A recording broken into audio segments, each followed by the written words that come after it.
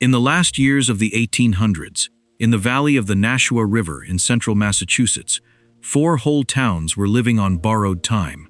Their people knew it. The houses and the churches and the mills and the graveyards all still stood, but every soul in that valley understood that the water was coming for them. 35 miles to the east, the city of Boston was growing far faster than its wells and its ponds could ever hope to satisfy, and the state had made a hard and irreversible decision. It would dam the Nashua River, flood this valley, drown these 4 towns, and in the doing of it, by the hands of thousands of immigrant men, it would build the largest dam of its kind on the face of the earth. When the work was finished in 1905, more than 4,000 acres of that valley lay underwater, and more than 4,000 of the valley's own dead had been dug up out of their graves and carried away to make room for the flood. This is the story of the Wachusett Dam, of the men who stacked it stone by hand, of the towns it drowned, and of why, more than a century later, it is still quietly giving the city of Boston its water. To understand why a state would do such a thing, drown 4 living towns and disturb the graves of 4,000 of its dead, you have to understand the desperate thirst of a great growing city. Boston in the 1800s was booming, its population swelling with each passing decade, and a city cannot live without water. Again and again through the century, Boston had reached out into the countryside for more, damming this pond and that river, piping the water in from farther and farther away, and again, it had outgrown the supply almost as soon as it was built.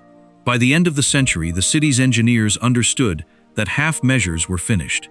Boston needed an enormous new source, a reservoir bigger than anything yet built in America, and after long study, they fixed their eyes on the broad valley of the Nashua River, far to the west, as the place to build it. Boston's long thirst is worth pausing on, because it is a story of a city forever outrunning its own water. Back in the middle of the century, the city had reached out and built a reservoir at Lake Cochituate and piped that water in, and celebrated as though the problem were solved for good. Within a generation, it had outgrown it, and reached farther, to the Sudbury River, and built again, and again outgrown it. Each time the engineers built what they were sure was enough, and each time the swelling city drank it dry and demanded more. By the end of the century, they had learned the hard lesson, and resolved this time to build not for the present, but for a distant future, something so large it might satisfy Boston for generations to come. The man they trusted to do it, the chief engineer of the Metropolitan Water Board, was named Frederick Stearns, one of the finest waterworks engineers in the whole country, a careful and far-seeing man whose skill was so respected that he would later be called to sit on the board of consulting engineers for the building of the Panama Canal. When Stearns and his board looked at the map for a place large enough, their eyes fell on the Nashua Valley, and with that, the fate of 4 towns was sealed. The plan was breathtaking in its scale and its coldness. The state created a body called the Metropolitan Water Board and set as its chief engineer a gifted man named Frederick Stearns, and it charged them with a monumental task. They would throw a great dam across the Nashua River at the town of Clinton. Behind that dam, the river would back up and rise and spread across the whole valley, drowning everything in it, until it formed a vast artificial lake. And from that lake, the water would run downhill, by gravity alone, through a great aqueduct, 35 miles to the east, all the way to the taps of Boston. It was a machine the size of a landscape, and building it meant deliberately erasing a piece of inhabited country from the map. Count the cost of that erasure, because it was not abstract. 4 towns lay in the path of the rising water: Boylston, West Boylston, Clinton, and Sterling.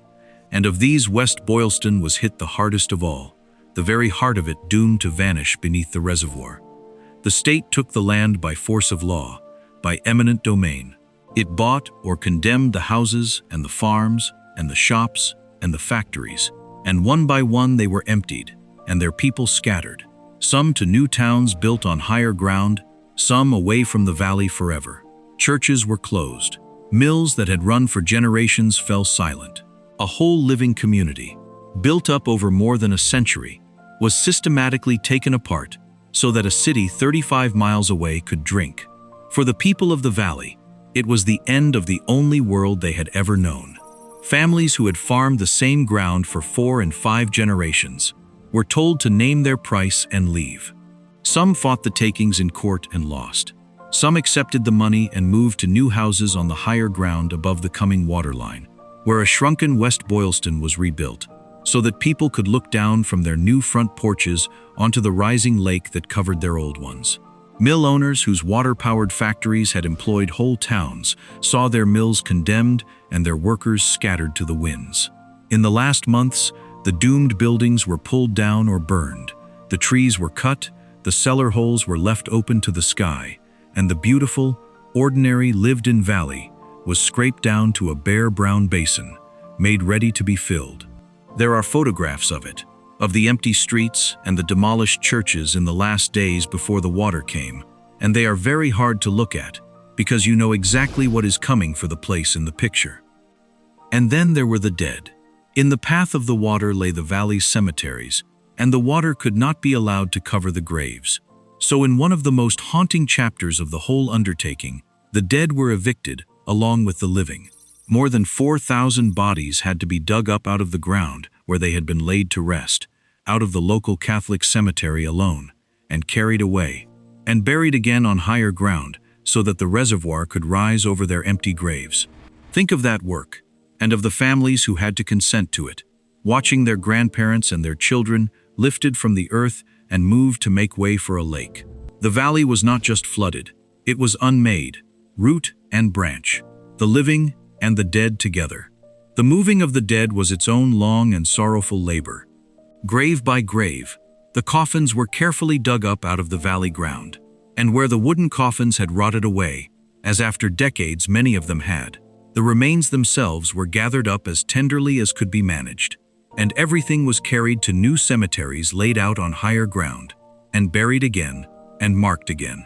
More than 4,000 of the dead were moved in this way from a single Catholic burying ground alone, and more from the other cemeteries of the valley.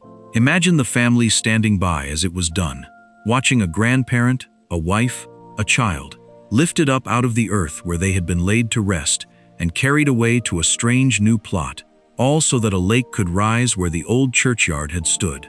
It is one of the strangest and most haunting demands a public work has ever made of a people, that they surrender not only their homes, but the very graves of their dead. And the people of the Nashua Valley surrendered them. Now to the dam itself, the great stone wall that would hold all that water back.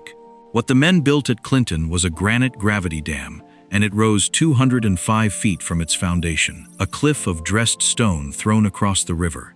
And the principle behind it is worth understanding, because it is beautifully simple. A gravity dam does not hold back the water with clever bracing or steel or tension. It holds the water back by sheer, brute weight. It is simply so massive, so enormously heavy a mountain of stone, that all the tremendous pressure of the lake behind it cannot push it, cannot slide it, cannot tip it over. The water shoves against it with the weight of a small sea, and the dam just sits there, held in place by nothing but its own colossal mass. To build such a thing, you must assemble, by hand, one of the heaviest single objects human beings have ever made. The stone came out of the ground nearby, torn from quarries opened for the purpose, and every block of it passed through human hands on its way to the wall. Quarrymen drilled and split the granite loose in great rough blocks. Stonecutters dressed and squared them to fit. Teams and derricks lifted and swung and carried them to the growing dam, and masons set each one into its exact place in the rising courses, bedding it in mortar, so that the whole enormous wall would behave as a single solid mass of stone. In cross-section, the dam was a great triangle, thin at the top, where it needed only to hold back the topmost water, and swelling to an immense thickness at its base, where the full pressure of the deep reservoir would bear against it. All of that mass, calculated by the engineers, so that the weight of the stone would always, everywhere, be more than enough to resist the shove of the water. Over the top they set a spillway, a broad lip of stone over which the reservoir, when it was full, could pour in a wide sheet without ever overtopping and endangering the dam. It was, in every line of it, an object designed to stand forever, and it was designed to be built by hands. And here is the fact that puts this dam on this channel. When it was completed in 1905, the Wachusett Dam was the largest gravity dam in the world, and the reservoir it created was the largest public water supply reservoir anywhere on Earth. Larger dams and larger reservoirs have of course been built in the century and more since, with all the machinery of the modern age. But there is one title the Wachusett Dam is said to hold to this very day. It is still called the largest dam ever built by hand. If you value the memory of the immigrant workers who stacked the stone of things like this, and who are almost never named, then subscribe to Global Old History, because remembering them is the entire reason this channel exists. Because it was built by hand, in the way of the old world, at the very edge of the machine age. This was not the age of the giant bulldozer and the towering crane. The granite was quarried and cut and dressed by the hands of stonecutters. It was hauled to the growing wall by animal teams and the simple steam derricks of the day.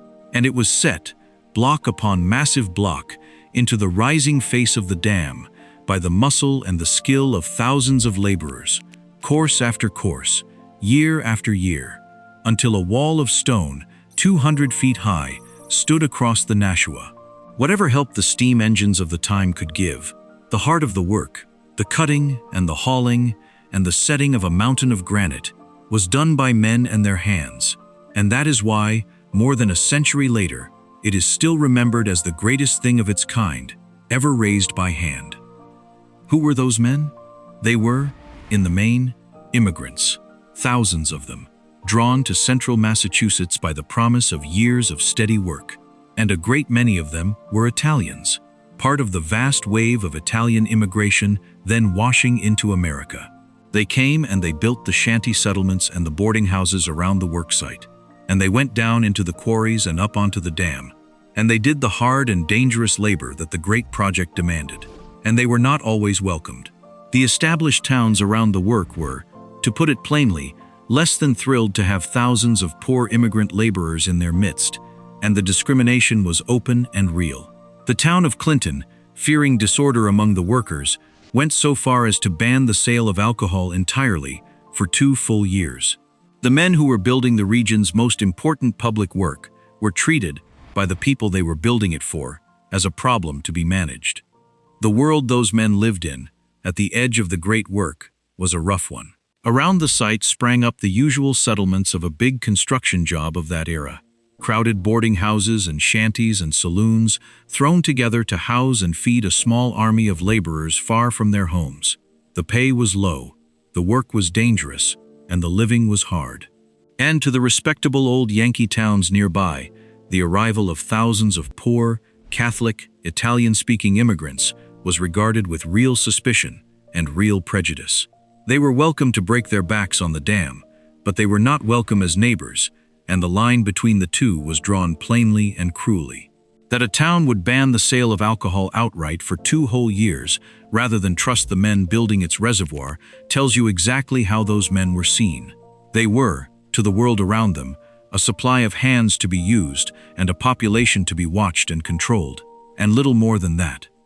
But those men were not passive, and this is a part of the story worth telling plainly because it belongs to the history of American labor. The Italian workers on the Wachusett project organized themselves and went on strike, and they won.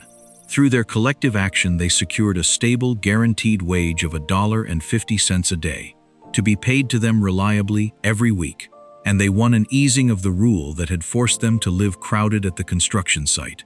It is a small thing, set against the size of the dam, and yet it is not small at all. Immigrant men, looked down upon and unwanted, stood together and insisted on their own dignity and their own fair pay, and they prevailed. The dam they built holds back a sea of water. It should also hold, in our memory, the fact that the men who built it fought for and won a little justice while they did. That kind of solidarity took real courage, in an age when a striking laborer could simply be fired and replaced from the endless stream of new immigrants stepping off the boats, and when the law and the police stood squarely on the side of the employer. For men in that position to stop work together and demand better was to risk the little they had, which was almost nothing, and yet was everything to them. That they did it and won is a small bright thread in the larger and harder story of what this dam cost. Because the cost was also counted in bodies. Heavy construction in that era, the quarrying and the blasting and the swinging of many-ton stones high on the works, killed men with a grim regularity, and the Wachusett was no exception to it. Men were crushed, and men fell, and men were carried off maimed or dead, and the careful tally of them was never really kept, as the tally of laborers so seldom was. They are a part of the price of the water, though, every bit as surely as the granite is. For nearly a decade, all of this went on at once. A small city's worth of men, thousands of them, laboring in that valley through the summer heat and the winter cold. And the sheer scale of it in time is easy to lose. This was no quick job. A child born in the valley in the year the first ground was broken would have been most of the way through grammar school by the time the last stone was set on the dam. Fortunes were spent, careers were made and broken on it. And through all of it, season after season, year upon year, the wall of granite crept steadily upward across the Nashua, block by hand-set block, until at last the day came when it stood high enough, and the gates could be closed, and the long, slow drowning of the valley could begin. The work was long, and it was hard, and it was dangerous. From 1897 to 1905, for the better part of a decade, the labor went on, the quarrying and the cutting and the hauling and the setting, in the heat of the Massachusetts summers and the deep cold of its winters. Great dams of that era were killing grounds, and men died building this one, crushed by the enormous stones, or fallen from the works, or lost in the ordinary lethal accidents of heavy construction, though the careful count of them, as so often, was never really kept. They gave their strength, and some of them gave their lives, to raise a wall of stone that would water a city most of them would never live in. And a wall alone was not the whole of it, for the water still had to travel 35 miles to reach Boston. So alongside the dam, the builders drove a great aqueduct across the countryside, tunneling through hills and bridging valleys, a covered channel of masonry running down the long, gentle grade from the reservoir toward the city, so that the water, once gathered, could flow the whole way to Boston under the pull of gravity alone, without a single pump. It was a system of extraordinary elegance, all of it running downhill, the whole thirst of a great city answered by the simple, patient force of water seeking its own level. That aqueduct was a great work in its own right, though it is largely lost in the shadow of the dam. To keep the water flowing gently downhill the whole 35 miles without ever once pumping it, the line had to be laid at exactly the right shallow grade the entire way, which meant tunneling straight through the hills that stood in its path, and carrying it on masonry across the low places between them. It was a covered conduit, closed against the light and the dirt, a clean stone artery running quietly under the countryside from the reservoir toward the city. Men dug and lined those tunnels by hand as well, another small army of laborers working underground, so that the water Boston drank would arrive by the patient pull of gravity alone, exactly as it still does today, more than 100 years on. There is a deep and simple genius in that, a whole city watered by nothing more than the tendency of water to run downhill. When the dam was done and the aqueduct was ready, the gates were closed, and the Nashua River began to back up behind the great stone wall, and the valley began, slowly, to disappear. Through 1905 and after, the water rose, and it kept rising, spreading out across the emptied fields and the abandoned cellar holes and the silent streets, until by around 1908 the reservoir had filled, and the valley of the four towns was gone. There was something eerie in the slowness of it. The water crept a little higher up the bare hillsides with each passing season, swallowing first the low ground and the old riverbed, then the cellar holes, then the lines of the vanished streets, then the higher fields, until at last only the tops of the surrounding hills stood above the surface, as the shores of a new and beautiful lake. And down beneath it, the valley remained, changed, but not truly gone. To this day, when the reservoir is drawn low in a dry year, the bones of the old towns reappear along its margins, a stone wall running down into the water, the square outline of a vanished foundation, an old road that leads to the edge and then simply continues on, down, into the reservoir, toward a town that is no longer there. The people of the region have never quite forgotten. The photographs are kept, and the stories are handed down, and the drowned valley lives on in memory even as it lies silent beneath the very water that Boston drinks. Where there had been farms and churches and homes, there was now a vast, still, beautiful sheet of water, 35 miles from Boston, holding the largest supply of drinking water in the world. And it is still down there, in a sense, all of it. On the bottom of the Wachusett Reservoir, beneath the clean cold water, lie the foundations and the cellar holes and the old roads of the drowned towns. There are places, when the water is low, where an old road runs down the bank and simply vanishes into the reservoir, a road to a town that is no longer there. The descendants of the valley people still remember. There are historical societies and old photographs and family stories of the towns that were given up so that Boston could drink. A whole world lies under that lovely water, and most of the people who admire the view have no idea it is there. But here is the thing, and it is the reason this dam belongs on this channel and not merely in a book of sad stories. It worked, and it is still working.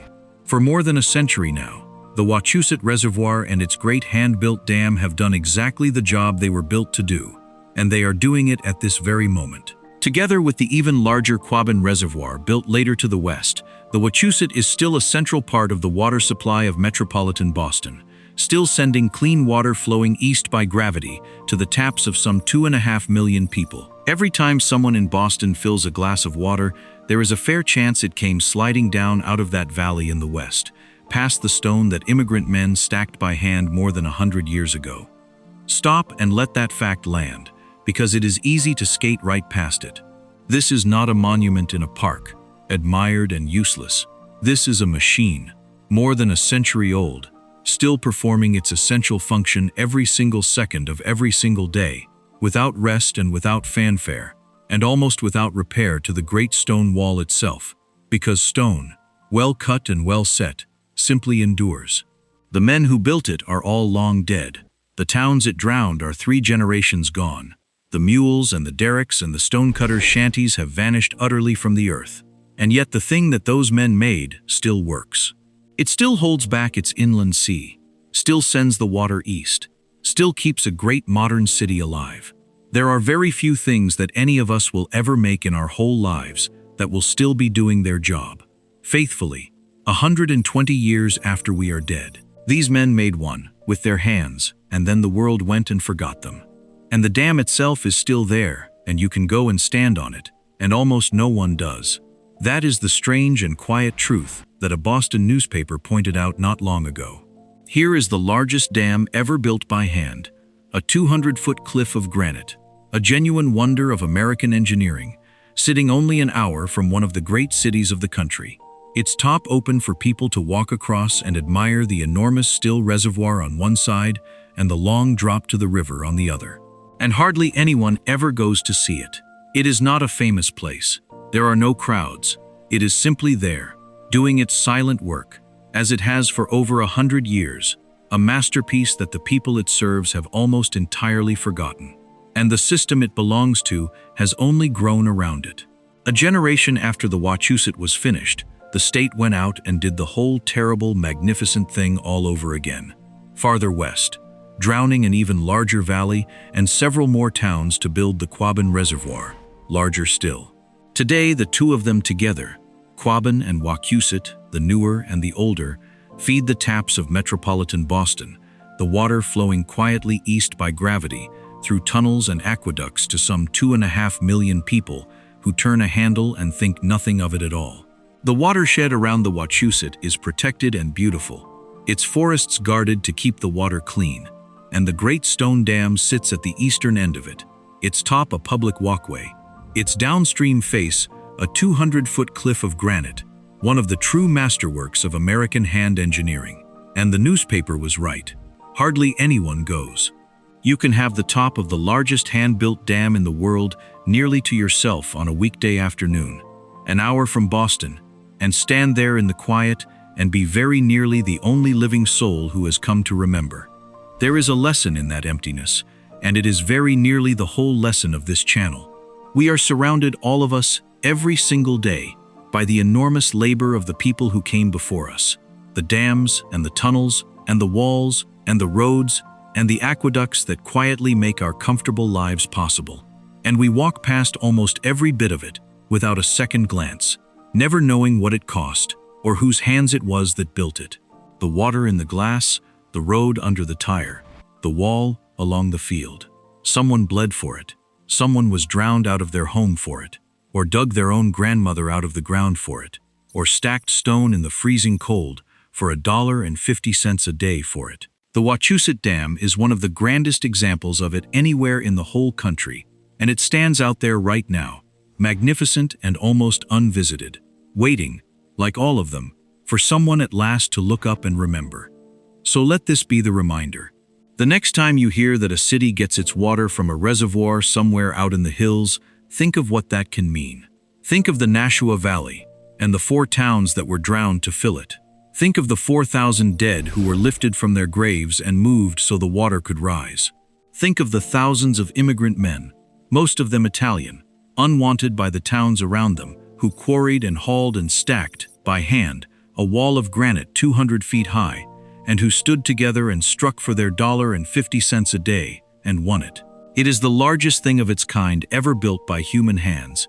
It still gives a great city its water after more than a century, and it is sitting out there right now, magnificent and almost unvisited, waiting for someone to remember. If that is the kind of true story you want to keep hearing, about the ordinary people who built this country with their hands, then subscribe to Global Old History, and we will keep going to stand where they stood, one forgotten place at a time.